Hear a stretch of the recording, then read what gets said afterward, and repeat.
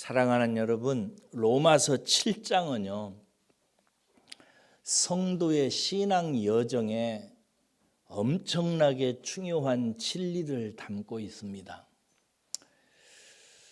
하나님께 부름을 받은 성도가 천성을 향해 가는 과정에서 하나님의 은혜를 깨닫고 성령을 의지하는 과정에서 반드시 도착해야 되는 골짜기가 있습니다. 이 골짜기를 경험하고 이 골짜기를 통과한 사람이 은혜의 이치를 깨치고 성령을 의지해서 로마서 8장에서 우리에게 허락해 주는 은혜의 고지를 점령하게 되어 있는 것입니다.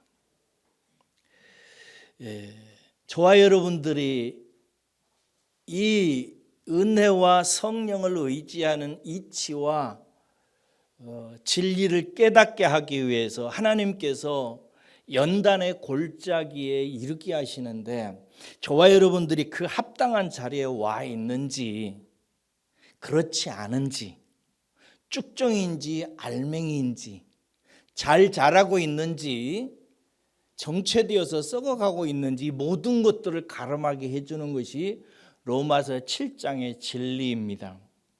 그래서 저는 지난 3주 동안 로마서 7장을 다 강해해 드렸습니다만 오늘 다시 한번 저와 여러분들이 그 자리에 지금 이르고 있는지 적용하도록 다시 한번 7장을 살펴드리려고 합니다. 지난 3주 동안 우리는 7장의 말씀을 제법 깊이 있게 다루었습니다. 1절에서 6절까지를 통해서 하나님께서는 율법에 대해서 우리가 어떤 새로운 관계에 있는지를 말씀하셨습니다. 율법에 대해서 우리는 죽었다, 아무 상관없게 되었다라고 선포하셨습니다. 그리고 7절에서 13절을 통해서 그런데도 하나님이 율법을 여전히 신자 앞에 두고 일하시는데 그 이유는 신자의 은밀한 죄와 그 죄 앞에 늘 쓰러지고 넘어지는 신자의 연약함이 얼마나 비참한지를 알려주기 위해서라는 것이었습니다.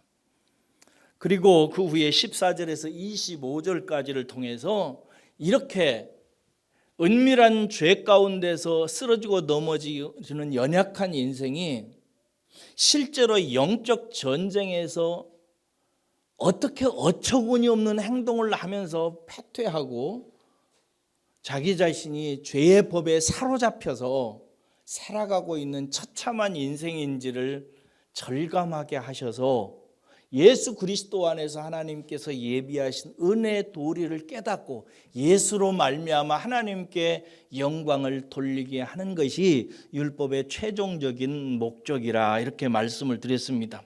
여러분, 그런데 이러한 진리는 우리의 말로 귀로 들어오고 머리로 인식하기 때문에 마치 내가 이것을 이해하면 된 것처럼 생각하기 쉽습니다. 머리로 혹은 교리로만 머무는 경우들이 있는 것입니다. 이것은 아주 악한 것입니다.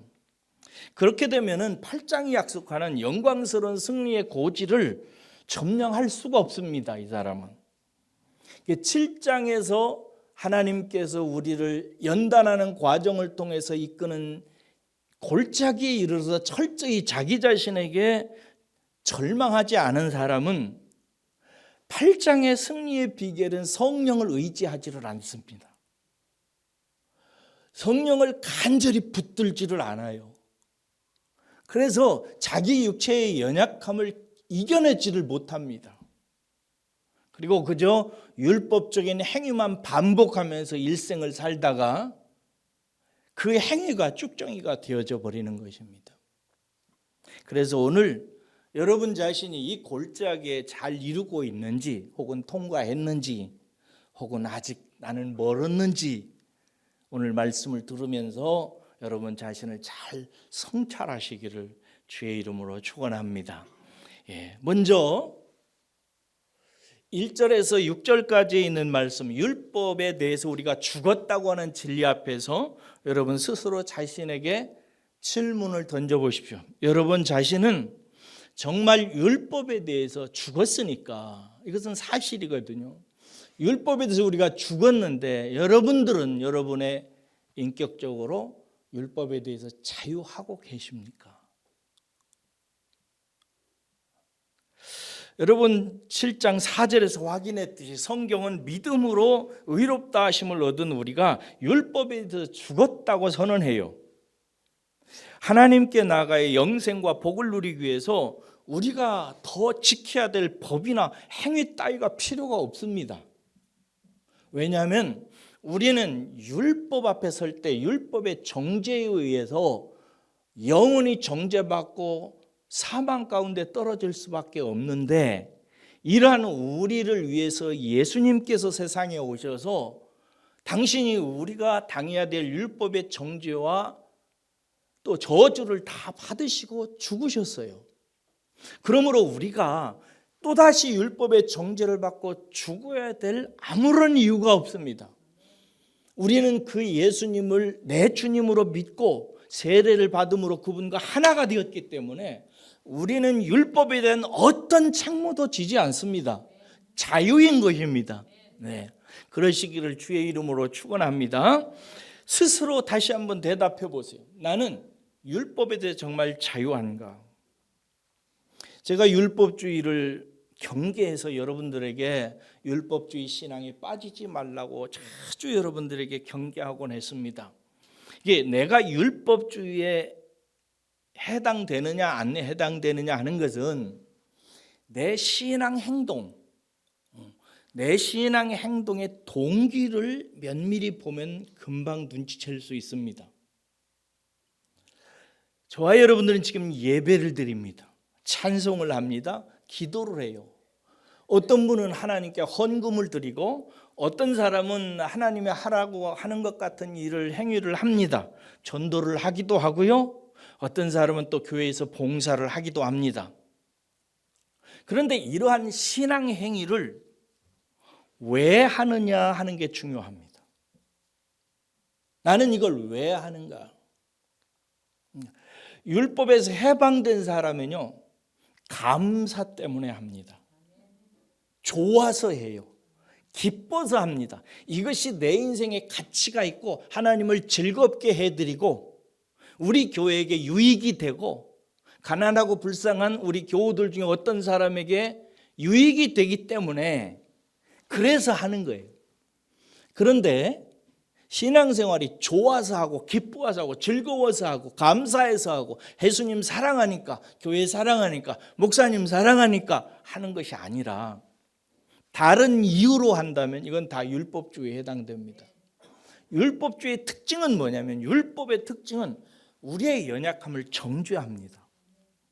그래서 율법을 벗어나지 못한 사람들의 특징은 뭐냐면 이 정죄 때문에 마음의 양심의 찔림과 두려움으로 합니다. 두려워서. 예배를 주일날 예배 드리는 것이 기뻐서 즐거워서 하나님께 영광 드리고 하나님께 감사드리고 하나님 기쁘게 해드리려고 하는 게 아니라 내가 주일 자꾸 빠지면 우리 집안에 무슨 일이 생기지 않을까, 우리 자식들에게 무슨 문제가 생기지 않을까 하는 두려움 때문에 주일 빠지는 것이 마음에 걸려요. 이것은 율법의 정죄에 의해서 내 속에서 일어나는 거예요. 그리고 그것에 의해서 내가 주일날 예배하는 것입니다. 헌금을 드리는 것, 모든 것들이 다 사실은 율법이 가지고 있는 정죄의 기능 때문에 두려워서 하는 거예요. 벌 받을 것 같아서, 나쁜 일이 생길 것 같아서, 혹은 내가 살아가면서 내 마음속에 소원하는 것들이 주어지지 않을 것 같아서 하는 것들, 이런 것들은 다 두려움을 자기의 행위로 하나님 앞에 의롭게 드려서 해결하려고 하는 시도들입니다. 그래서 율법주의는 궁극적으로 목적이 뭐냐면 내 행위를 통해서 하나님께 보상을 받으려고 하는 갈망이 있어요. 내 행위는 하나님께로부터 나오는 무언가를 얻고 뭔가를 피하기 위해서 하나님과 하는 일종의 거래입니다. 이런 행동들과 이런 마음들이 내 속에 있다는 것은, 그리고 그렇게 하지 않으면 두려움이 생기고 염려가 생기고, 그래서 뭔가 해야 될 것 같아서 의무감과 책무감으로 신앙생활을 하는 요소들이 있다면 그 사람은 율법신앙에 이미 깊숙이 들어와 있는 사람입니다. 그래서 율법주의는 이 일이 잘 되면 자기가 의롭다 생각이 들고 하나님께서 뭔가 주실 것 같다고 생각이 들고, 잘 안 되면은 죄의식이 생기고 뭔가 벌 받을 것 같고 일이 잘 안 풀릴 것 같아서 두렵기 시작합니다. 그래서 율법주의는 여러분 힘듭니다. 힘들어요. 지칩니다. 무슨 일 하나 하거나 봉사하거나 무슨 일을 하면은 금방 지칩니다. 그러나 우리가 잘 알지만 사랑하는 사람을 위해서 무엇을 하는 것은 지치지 않습니다. 내가 좋아서 하는 운동은 즐겁습니다. 내 자신에게 의미가 있고 누군가에게 유익이 된다고 해서 하는 행동은 내 자신도 보람이 있고 자랑스럽고 기쁘고 즐겁습니다. 그러나 율법은 그런 즐거움을 주지를 않습니다. 억지로 하게 만들고 지치고 힘들고 상처받고, 그래서 사람과의 관계를 적절하게 유지하고 교회에서도 적절하게 거리를 두고 주일날 예배 참석하고 나머지의 삶은 자기가 자기 자신을 조절하면서 살아갑니다. 이 율법에 대해서 죽은 자유한 사람은 그러므로 반대로 기쁨과 감사가 그 이유가 되는 것입니다. 우리는 신앙생활을 안 할 수가 없어요. 예배 드리고 기도하고 찬송하고 모든 일을 합니다. 결국은 하는데, 사랑하는 여러분, 율법주의라고는 묵은 것으로 하지 마시고 영이라고는 즐겁고 재미나고 보람되고 의미 있는 것으로 새 옷으로 입으시고 행하시기를 주의 이름으로 축원합니다. 두 번째로, 우리의 체질, 즉 여러분 스스로가 생각할 때 내가 얼마나 연약한 존재인지를 실감했는가, 이게 중요합니다. 우리가 율법으로부터 죽어서 예수 그리스도로 말미암아 자유한 사람이 되어서 이제 신앙생활을 하는 모든 방향은 어디로 가냐면은 복 받고 돈 벌고 일이 잘 풀려서 행복하게 사는 데 있지 않습니다.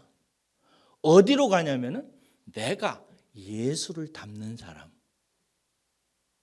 하나님 나라의 유업을 이을 자로 성숙해 가는 것입니다. 이것이 신앙의 성화라고 이렇게 얘기하죠. 여러분, 그래서 이 과정에서 꼭 필요한 게 있는데, 이 성화의 과정에서 내가 얼마나 연약한 존재인지를 깊이 깨닫는 것이 중요합니다. 그래서 7절에서 13절까지를 통해서 하나님은 율법과 사실은 우리가 상관이 없는데 율법을 지켜가지고 하나님 앞에 뭔가 의를 드리고 하나님을 기쁘시게 해드리게 하기 위해서 율법의 행위를 하나님이 우리에게 요구하기 위해서 그런 것이 아니라, 율법을 놓고 일하시는 이유는 율법의 그 양심을 찌르는 기능을 통해서 우리의 감춰진 죄가 뭐라고 그랬어요? 하나님을 떠난 인격적인 삶, 우리가 얼마나 하나님을 떠나서 사는지를 계속해서 지적해주고, 그렇게 살 수밖에 없는 너의 연약한 네 자신의 육체를 인식하라고, 깨달으라고 우리에게 율법을 주고 일하는 것입니다. 그러므로 율법은 우리 스스로가 얼마나 연약한 존재를 깨닫게 해주는 진단 도구라고 할 수가 있습니다. 율법을 깨닫기 전에는 7장 9절을 보세요. 거기 보니까 사도 바울이 내가 살았더니 이렇게 되어 있습니다. 율법을 깨닫기 전에는 누구나 자기 마음속에 나는 괜찮은 사람이라고 생각해요. 심지어 바울은 율법의 의로는 내가 흠이 없는 사람이라고 생각할 정도로 율법을 깨닫지 못한 사람은 자기 자신에 대해서 내가 그래도 다른 사람과 비교할 때 좀 괜찮지 라고 생각해요. 그런데 율법이 내면을 비추니까 7절 9절에 보면 뭐라고 되어 있냐면 죄는 살아나고 나는 죽었도다 이렇게 돼요. 이것이 바로 율법으로 말미암는 하나님의 우리의 영적 자아를 파쇄시키는 작업이에요. 우리의 교만을 박살내는 것입니다. 율법을 통해서. 여러분은 하나님 앞에서 내 인격이 파산자라는 사실을, 제가 이제 흔히 쓰는 말로 죄 장아찌라는 사실을 정말로 인식하십니까? 여러분들은 여러분 자신이 얼마나 더러운지 혹시 아십니까? 얼마나 위선적이고요. 얼마나 교만하고 얼마나 악한지 아십니까?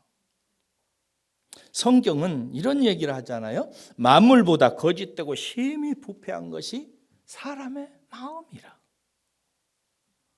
하나님께서 보실 때 세상에 더러운 게 많잖아요. 지렁이도 있고 바퀴벌레도 있고. 그런 것과 우리는 비교할 수 없습니다. 우리의 마음은. 세상에 가장 더럽고 부패하고 썩어서 냄새나고 진동시키는 게 있는데 사람의 마음이에요. 그러면서 말하기를 누가 이를 알리오마는, 이렇게 안다는 말이에요? 모른다는 말이에요? 모른다는 거예요. 사람은 자기 마음이 얼마나 더럽고 추하고 악한지를 몰라요. 특별한 하나님의 은혜가 있기 전에는 몰라요.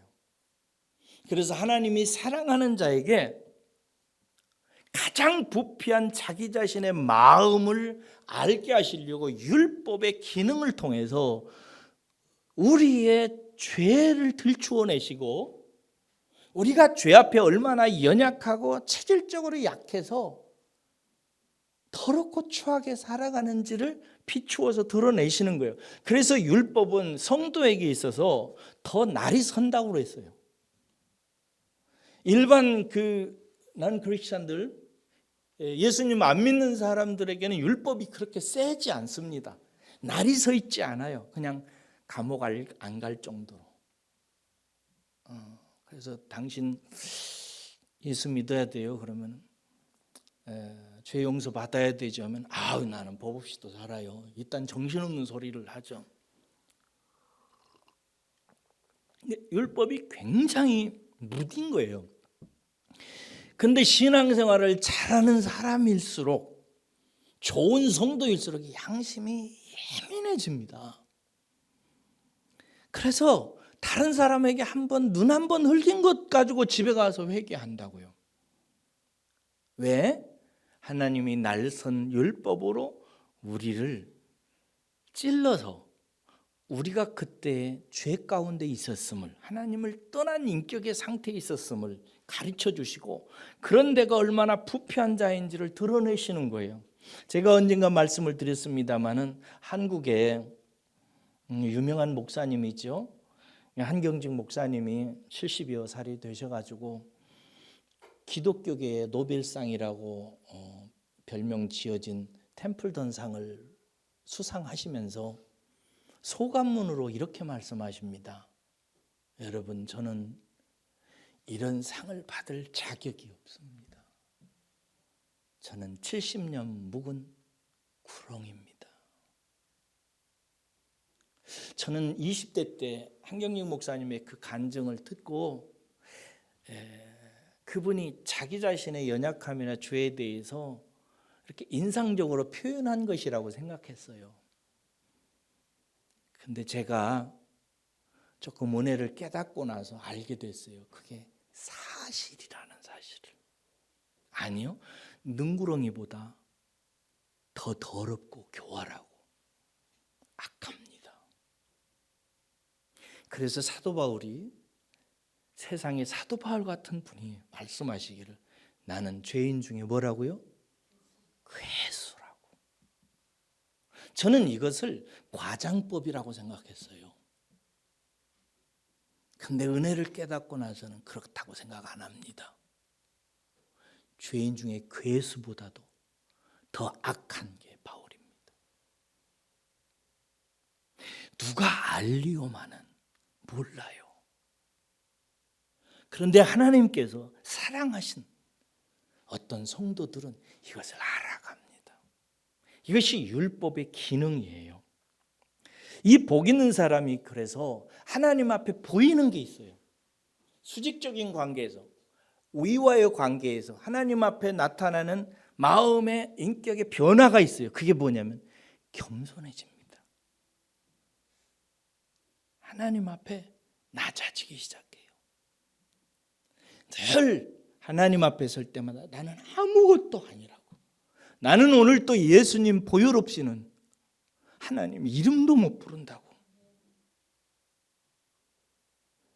찬송을 하던 모두 아침에 일어나서 먼저 찬송하지 않을 수가 없어요. 기도하지 않을 수가 없다고요. 예수님 보혈, 예수님의 은혜, 예수님의 이름 없이는 내가 도저히 하나님 앞에서 하루의 첫 시간을 시작할 수 없는 존재라는 사실을 인정하지 않을 수가 없어요. 그래서 겸손해지기 시작합니다.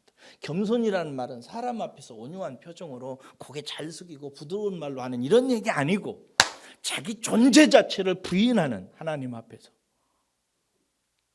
예수님이 나를 따르려거든 나를 부인하고 자기 십자가를 지고 따르라고 하셨듯이 하나님 나는 아무것도 아닙니다. 그냥 죄장아찌입니다. 그래서 기도합니다. 제가 기도할 때 저는 이렇게 기도하거든요. 예수님의 이름으로 부탁드립니다. 이렇게 제가 기도를 해요. 뭐 선용하세요. 하나님께 이렇게 나가고 뭔가 말씀드릴 때 저는 그냥 말씀을 못 드리고 예수님의 이름으로 부탁드립니다. 이렇게 나를 위해서 십자가에 달려 죽으신 예수님 이름으로 부탁드립니다. 이 겸손해지는 거예요. 그 다음에 하나님 앞에서 겸손한 사람은 수평적인 관계에서 나타나는 현상이 있어요. 그게 뭐냐? 사람을 향한 긍휼이 있어요. 사람을 불쌍히 여깁니다. 교만이 깨지지 않았을 때는 마음속에 나는 저 사람보다 나 이게 많아요. 아이고 어떻게 사람이 저래 이러면서 속으로 아이고 저 사람 언제 정신 차리나 이래요. 그런데 교만이 깨어지고 겸손해진 사람은 나도 저 사람과 똑같아. 아니 나는 더 못됐어. 똑같으면서도 내 스스로가 더 낫다고 생각하니까. 살인자든 간음자든 도적질한 사람이든 세상에 지탄받는 어떤 사람에 대해서도 그보다 내가 낫다고 생각을 별로 안 합니다. 내 속도 저 사람의 속하고 똑같아. 그래서 사람을 불쌍히 여겨요. 그래서 다른 사람이 실수하거나 다른 사람이 악행할 때 정죄하거나 비판하려고 하지 않고 아이고 어쩌다가 저렇게 됐을까. 하나님 저 사람 불쌍히 여겨주세요. 저 사람 도와주세요. 이런 마음이 속에서 올라와요. 이게 자기 자신의 연약함, 죄 장아찜을 아는 사람에게서 드러나는 자연스러운 겸손과 긍휼이에요. 수직적으로는 겸손하고 수평적으로는 긍휼이 많아지기 시작합니다. 그래서 나중에는 제가 비판하거나 싫어하거나 이런 사람에 대해서 점점 긍휼이 여겨지고 나중에는 오히려 사랑하기 시작합니다. 일반적으로 자신의 체질을 모르는 성도는 깨닫지 못하는 성도는 교만합니다. 남의 말도 듣지도 않고요. 말씀을 사귀지도 않고 자기 생각과 자기 뜻대로 그냥 살아갑니다. 그리고 이따금씩 기도하면서 자기 뜻과 자기 생각, 육체의 소욕을 하나님께 달라고 하나님께 요구하는 기도를 자주 합니다. 돈 달라고, 평안하게 해달라고? 좋은 거예요. 자식 잘 되게 해달라고? 이런 육체의 평안함과 안식을 위해서 많이 기도해요. 부탁해요. 자기 생각을 따라서. 그리고 사람 앞에서 자기 자신을 낮추지 아니하고 저 사람보다 내가 위에 있다고 생각하고 평가철하하고 그러기를 좋아합니다. 그러나 겸손해지면서 죄인을 불쌍히 여기고 사랑하고 싶어집니다. 하나님, 제가 저 사람을 사랑할 수 있게 해주세요. 저 사람을 불쌍히 여기게 해주세요. 저 사람을 위해서 일하게 해주세요. 내가 이런 마음 갖지 않게 해주세요. 이런 마음이 자꾸 생겨나기 시작해요. 그러시기를 주의 이름으로 축복합니다. 세 번째로, 이 골짜기에 이른 사람은 예수님을 주님으로 모십니다. 주님이라는 말 아시죠? 성경에서 주님이라고 하는 단어를 영어로 두 개로 씁니다. 하나는 Savior, 구세주라는 뜻이에요. 이것은 우리의 죄와 사망 가운데서 구출해내신 분, Savior, 구주라고죠. 성경은 예수님을 우리의 구주로 얘기합니다. 두 번째는 Lord라고 얘기합니다. Lord가 뭐예요? 주인님이라는 뜻이에요. 이 골짜기에 이른 사람은 예수님을 주인님으로 바라보기 시작해요. 왜냐하면 자기는 늘 죄 가운데서 죄 장아찌기 때문에 나로서는 안 되기 때문에 나를 도와주시고 이끌어 주실 분이 예수님이시기 때문에 그분을 메시아로 의지하기 시작합니다. 막 붙들려고 해요. 왜냐하면 그 방법 외에는 없으니까. 하나님의 율법의 최종 목적은 뭐냐면요. 그래서 영적인 전쟁으로 우리를 이끄신다고 그랬잖아요. 지난주일에 14절에서부터 25절까지. 내가 얼마나 연약해서 형편없는 존재인지를 깨닫게 해가지고 예수 그리스도 안에서 나타난 하나님의 은혜의 방법에 대해서 감사하게 하시려고 먼저 영적 전쟁을 치르게 하세요. 영적 전쟁은 뭐냐면 내 육체 안에 죄의 법과 내 마음의 법이 치열하게 싸우는 것을 보여주시기 시작해요. 그래서 내 마음의 법으로는 하나님의 율법을 행하고 싶어 하잖아요. 하나님의 뜻대로 살고 싶고 남 미워하지 않고 가능한 한 사랑하고 돕고 하나님 찬송하고 이렇게 하나님의 뜻대로 내 마음의 법은 하나님이 좋아하시는 것을 나도 좋아하고 그렇게 행하기를 원합니다. 그런데 내 지체 안에 뭐가 있어서? 죄의 법이 통치를 해서 나는 선을 원하나 선을 버리고 나는 악을 미워하나 악을 취하면서 자기 방할 짓을 하면서 살아가는 모습을 보여줘요. 마치 마약 중독 환자가 마약이 나쁜 거 뻔히 알죠. 나 마약 끊지 않으면 이거 내 인생 파괴된다는 거 누가 모르겠어요. 다 알아요. 마약을 먹는 사람이든 안 먹는 사람이든 마약 나쁜 거 다 압니다. 그런데 마약이라고 하는 성분이 일단 육체에 깃들어 버리면 그 마약의 소욕을 견디지 못하고 사로잡혀 버리고 그래서 인생이 파괴되듯이 죄의 소욕에 사로잡힌 우리는 마음은 원이지만 죄의 뜻대로 해서 나중에는 죄의 포로가 되는 거예요. 이것을 보게 하세요. 내가 지금 뭘 하고 있는가? 이런 표현을 지난주에 이제 죄송하다고 하면서 드렸는데 내가 미쳤구나. 그렇게 생각이 들어요. 아, 내가 정말 미쳤구나 이게. 그래서 사도 바울에게 오호라 난 권고한 자로다. 이 사망의 몸에서 누가 나를 건져줄 수 있을까? 하고 막 절망을 해요. 자기 자신에 대해서. 여러분에게 묻습니다.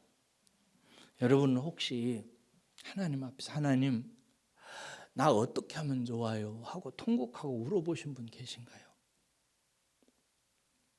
하나님 내가 이거 미친 것 같은데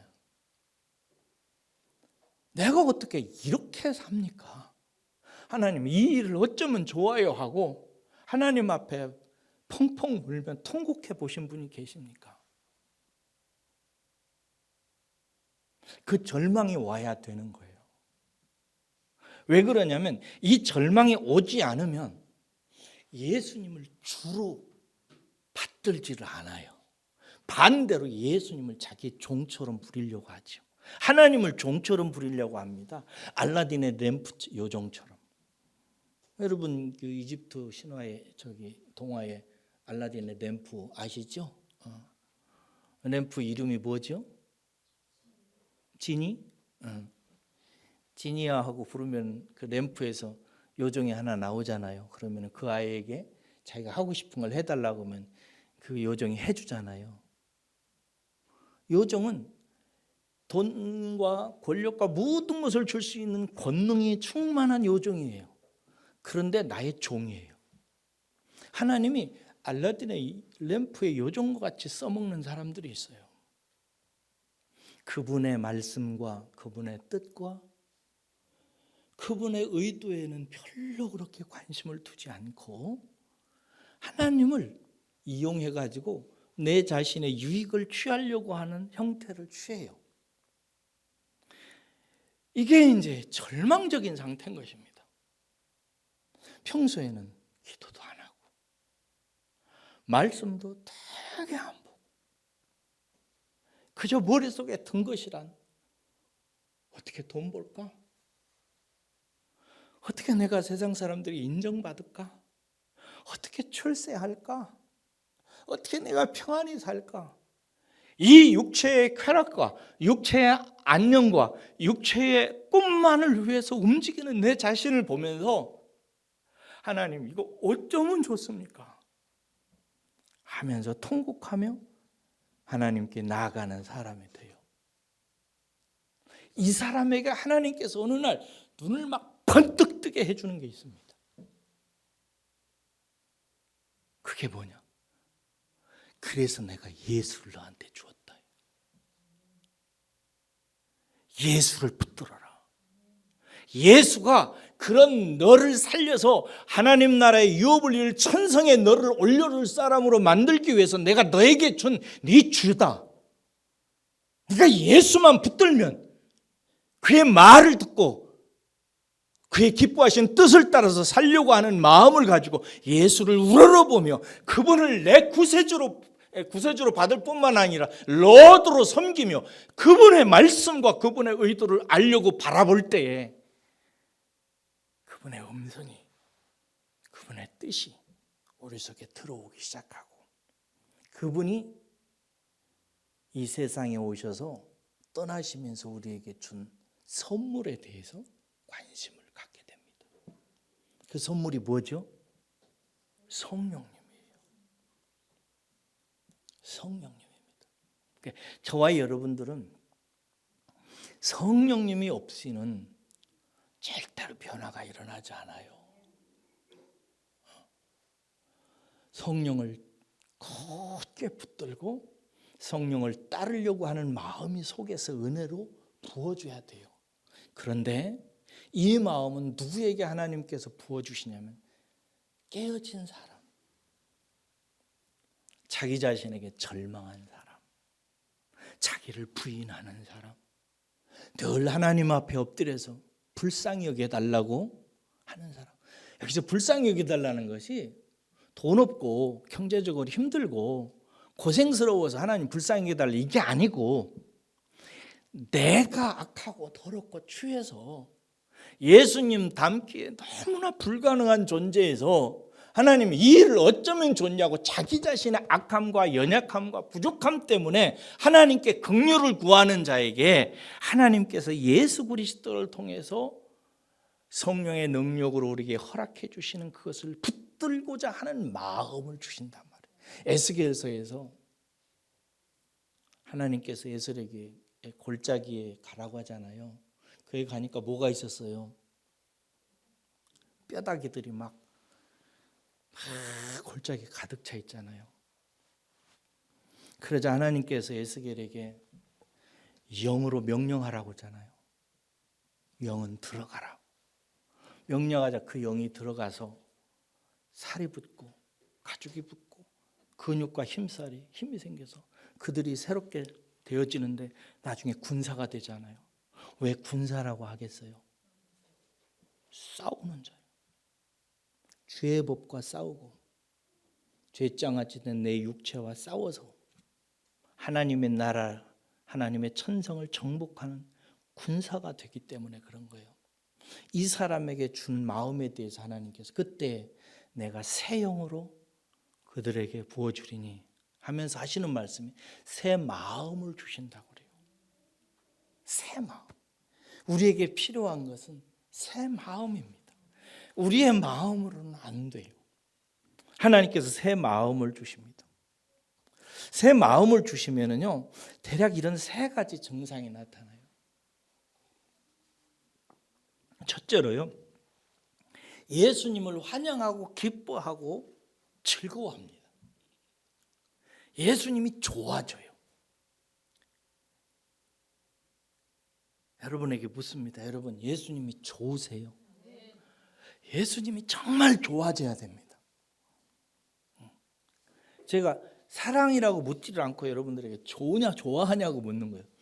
사랑은 희생이 따르기 때문에 그것까지는 제가 묻지를 않아요. 그냥 좋아하냐고. 돈보다 좋으세요?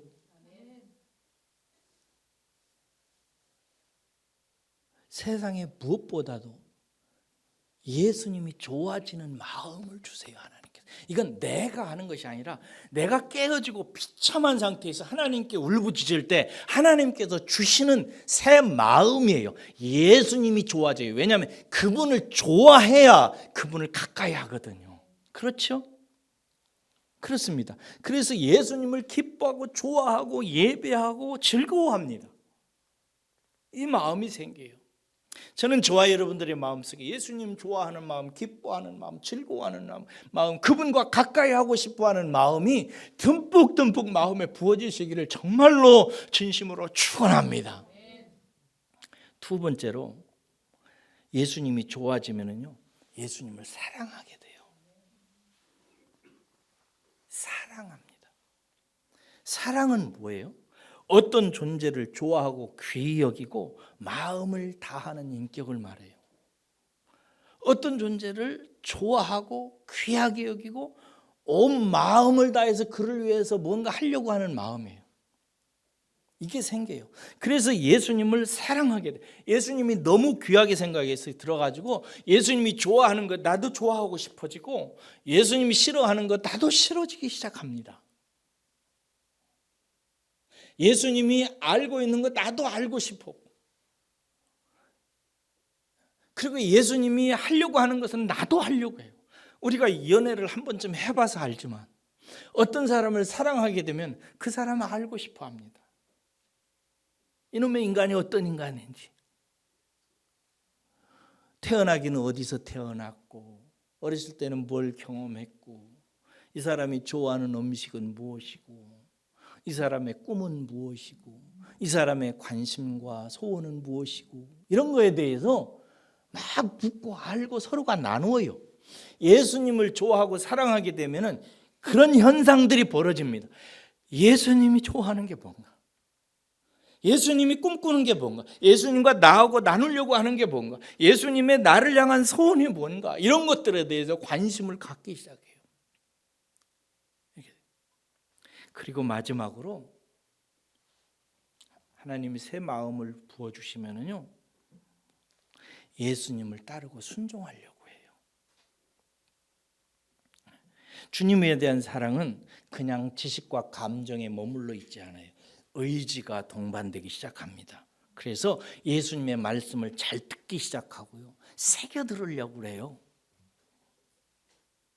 예수님의 말씀에 대해서 그 의도를 파악하려고 노력합니다. 예수님이 하신 성경의 수많은 말씀들의 뜻을 알고 그 의도를 파악해서 그 예수님의 의도대로 살려고 하는 마음이 속에서 솟아나기 시작해요. 그 말씀을 최고의 사랑으로 삼고 말씀에 귀를 기울이고 그 말씀이 하라는 대로 해보려고 하는 마음이 속에서 막 생겨나요. 이것은 율법이 주는 생각이 아니에요. 하나님이 우리에게 은혜로 기름 부어진 마음에서 나오는 자연스럽게 우러나오는 예수님을 따르고 예수님 말씀에 순종하고 예수님이 하라는 대로 해보려고 하고 하는 마음이 막 생겨나요. 그래서 로마서 8장으로 넘어가면 성령 이야기가 나와요. 예수님이 제자들을 떠나면서 제자들에게 요한복음 15장에 보면은 제자들에게 간곡히 부탁하는 것이 있습니다. 또 다른 보혜사가 너희들에게 온다. 그 보혜사를 주목해야 된다. 그 보혜사가 내가 너에게 알려준 내 말들을 이해하게 하고 깨닫게 하고 내가 간 곳으로 너희들을 인도할 것이다. 근데 일반적인 성도님들은 성령에 관심이 별로 없어요. 의지하지 않습니다. 왜? 아직 자기가 깨어지지 않아서 자기가 얼마나 형편없는 인간인지를 아직 몰라가지고 자기 생각대로 그냥 내 꿈대로 내 소망대로 살아도 대충 사라질 것 같거든요. 그러니까 예수님을 주님으로 받지를 않고 주님의 음성도 듣지를 않아요. 그건 예수님의 제자들도 똑같았어요. 어느 날 예수님이 제자들에게 그럽니다. 너희들은 왜 말로는 주여 주여 하면서 내가 하는 말은 듣지 않느냐. 주님이라는 말은 주인님이라는 뜻이잖아요. 주인님이 말씀하면 종은 들어야 되잖아요. 너희들은 말로는 주님 주님 하면서 내 말은 왜 안 듣냐. 저와 여러분들 얘기잖아요. 그렇단 말이죠. 사랑하는 여러분, 오늘 말씀은 간단하지만 상당히 중요합니다.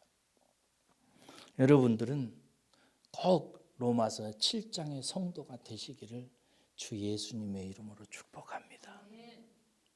첫째로 율법에 대해서 죽었으니까 율법을 행해가지고 하나님께 뭔가 콩고물을 받아 먹으려고 하는 노력들을 할 필요가 없습니다.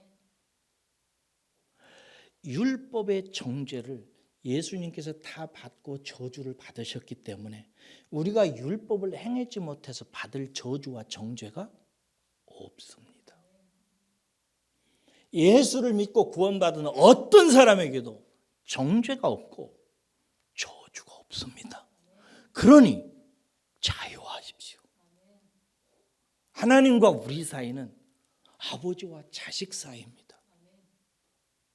그러니 내가 무엇을 잘해야 하나님께 인정받고 잘못하면 하나님께 혼나고 벌받고 정죄받고 할 거라는 생각을 내려놓으세요. 이미 이 모든 것들은 다 완성됐어요. 할렐루야. 다 완성됐고 이제 우리의 숙제는 뭐냐면 내가 하나님 나라의 유업을 이을 자로서 예수 닮는 사람으로 나아가는 거예요. 다른 데 목적이 없어요. 전부 다 성경이 거기에 포커스가 있습니다. 예수님 닮는 사람이 되어야 돼요. 그렇게 하기 위해서 율법을 우리와 상관없는 율법을 그냥 놔두시고 오히려 더 율법에 나를 가르셔서 우리의 양심을 찌르고 더 기능을 하도록 해요. 그래서 우리가 일상생활에서 얼마나 죄 가운데 사는지 얼마나 취약한 인생인지를 알게 하세요.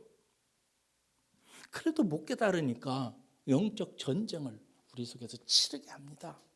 그래서 죄의 법에 의해서 지체 안에서 죄의 법이 역사해가지고 내 마음의 법대로 하지 않고 내가 좋아하는 건 안 하고 내가 싫어하는 것을 해서 내가 망하게 하는 내 미친 모습을 보게 하시며 절망하게 하세요. 어쩌면 좋냐고. 이걸 깨닫게 하시면은 깨닫는 사람은 예수님을 드디어 주로 로드로 받들기 시작해요. 나를 하나님 나라의 유업을 이을 자로 하나님의 영광에 참여할 자로 만드실 분으로 메시아로 보내주신 예수님을 우러러보고 흠모하고 사모하기 시작해요. 그 사람은 예수님이 좋아집니다. 예수님을 사랑해요. 어떤 대가를 치르더라도 그분과 가까이 하려고 합니다. 그리고 예수님처럼 살려고 하기에 예수님의 말씀에 순종하려고 해요. 그래서 그분이 우리에게 주목시키는 것, 성령님을 또 다른 보혜사인, 첫 번째 보혜사는 예수님이잖아요. 두 번째 보혜사인 성령님을 귀하게 받고 그분을 따라서 살려고 하는 마음을 주세요. 저는 저와 여러분들 마음속에 이 마음이 기름 부어지시기를 주의 이름으로 축원합니다. 혹시 그 마음이 없는 분들은 내가 이 골짜기에 아직 오지 않았구나 생각하세요. 그래서 그 골짜기를 향해서 나아가려고 묵상하고 다름질하세요. 그리고 내가 골짜기에 왔구나 싶은 분들은 힘써 예수님 우러러 보면서 성령님을 의지하세요. 할렐루야. 네, 이제 8장으로 가겠습니다. 기도하겠습니다.